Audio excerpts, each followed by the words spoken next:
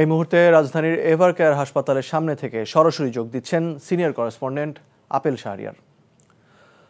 Apple, Khaleda জিয়ার স্বাস্থ্যের নতুন কোনো তথ্য জানতে পেরেছেন কিনা? বিএনপি চেয়ারপারসন বেগম খালেদা জিয়ার শারীরিক অবস্থা অপরিবর্তিত রয়েছে। ডাক্তাররা সর্বোচ্চ চেষ্টা করছেন এখন তিনি যে পর্যায়ে রয়েছেন সেখান থেকে কিভাবে ধীরে ধীরে তাকে একটু ভালোর দিকে নিয়ে আসা যায়। এবং যুক্তরাজ্য থেকে যে বিশেষজ্ঞ যে চিকিৎসক এসেছেন রিচার্ড বিলি, তিনি তাকে দেখেছেন এবং মেডিকেল বোর্ডের সঙ্গে আলোচনার মাধ্যমে তার যে পরবর্তী চিকিৎসার যে করণীয় দিক নির্দেশনা তিনি দিয়েছেন। এবং সবচেয়ে ভালো যে খবরটি সেটি হচ্ছে তাকে যে ঔষধ দেওয়া হচ্ছে তার শরীর সেটি নিতে পারছে। এটি তাদের চিকিৎসকদের একটি আশার জায়গা এবং তারা সর্বোচ্চ চেষ্টা করছেন তার সুস্থতার জন্য এবং অনেক পরীক্ষা নিরীক্ষার মাধ্যমে তাকে যেতে হচ্ছে এবং যে পরীক্ষা নিরীক্ষাগুলো আসতেছে, যে নতুন যে রিপোর্টগুলো আসছে সেটার উপর নির্ভর করে কিন্তু পরবর্তী যে তার যে চিকিৎসার যে ব্যবস্থাগুলো সেগুলো নেওয়া হচ্ছে।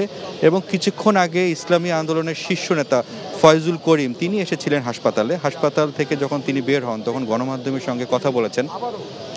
আমরা জিজ্ঞেস করেছিলাম যে কোনোভাবে কোনো খবর বা তথ্য তার কাছে আছে কিনা।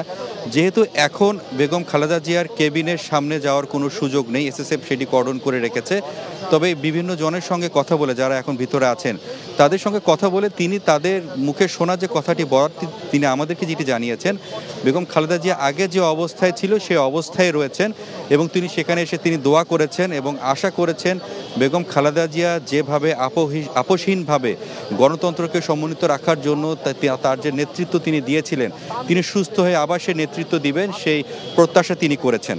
এবং এই হাসপাতাল ঘিরে কিন্তু নিরাপত্তা ব্যবস্থা জোরদার করা হয়েছে এবং আজকে রাতে চীন থেকে আরেকটি বিশেষজ্ঞ দল আসার কথা রয়েছে।